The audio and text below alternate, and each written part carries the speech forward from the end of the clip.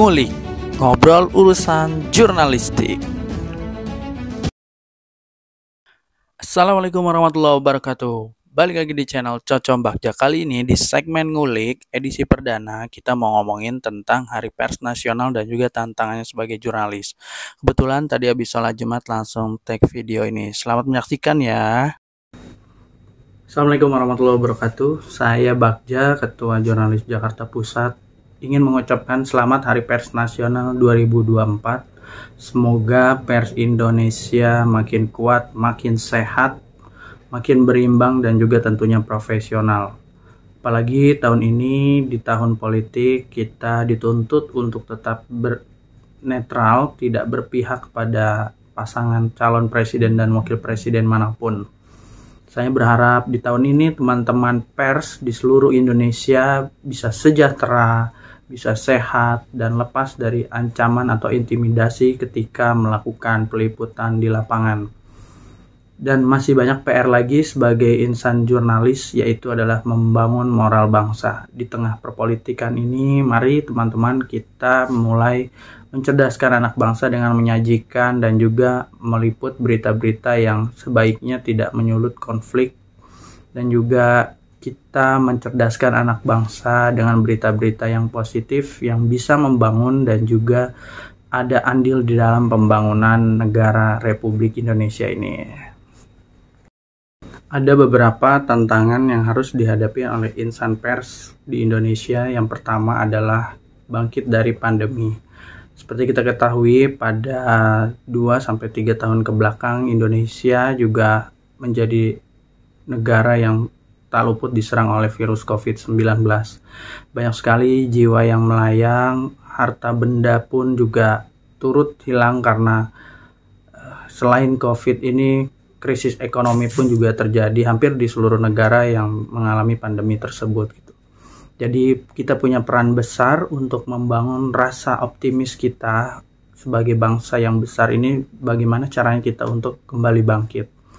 Yang kedua adalah ekonomi global yang ternyata sangat berdampak khususnya pada perusahaan-perusahaan pers, di mana banyak juga teman-teman perusahaan pers yang terkena badai di dalam operasional perusahaan tersebut, yang mau tidak mau terpaksa harus diputus hubungan kerjanya.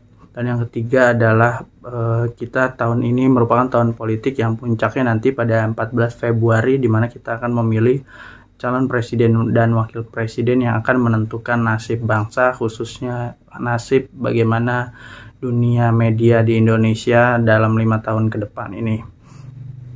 Selain 3 tantangan tersebut, juga terdapat satu yang menjadi tantangan tersendiri khususnya bagi awak media, yaitu dengan adanya kecerdasan buatan dan juga netizen journalism yang terus menyebar dan juga terus berkembang.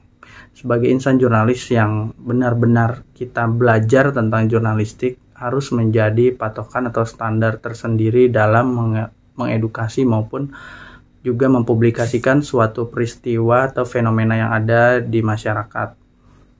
Nah, saat ini era media sosial tentunya sangat cepat dibanding dengan media-media mainstream. Bahkan kecepatan citizen journalism ini sangat cepat ya, yang sebenarnya sudah menjadi pilihan tersendiri bagi para netizen untuk mengonsumsi informasi yang diberikan para citizen journalism maksud saya.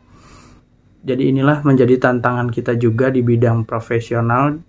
Sebagai seorang jurnalis kita harus bisa dan mampu lebih cepat mengabarkan dari citizen journalism berimbang dan juga akurat. Tidak harus banget kita menolak dengan adanya gempuran citizen journalism, tetapi mengubah mindset bagaimana cara bekerja kita lebih cepat, efisien, dan juga dapat lebih cepat lagi dalam menyebarkan informasi tersebut.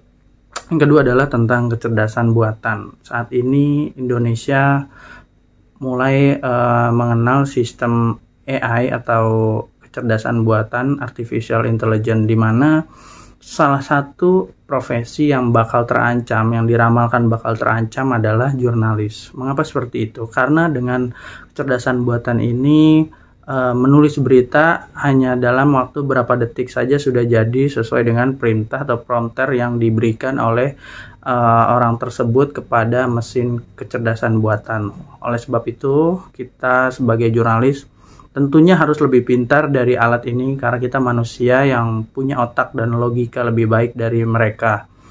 Dan juga kita juga tidak anti terhadap AI asal digunakan dengan bijaksana dan juga tentunya dengan diimbangi dengan keilmuan yang kita punya. Jangan sampai kita kalah dengan kecerdasan buatan manusia juga nih teman-teman. Pesan saya untuk seluruh teman-teman media di seluruh Indonesia, selamat Hari Pers Nasional. Semoga kita semua selalu diberikan perlindungan, kesehatan, dan juga keberkahan dalam bertugas. Terima kasih. Assalamualaikum warahmatullahi wabarakatuh.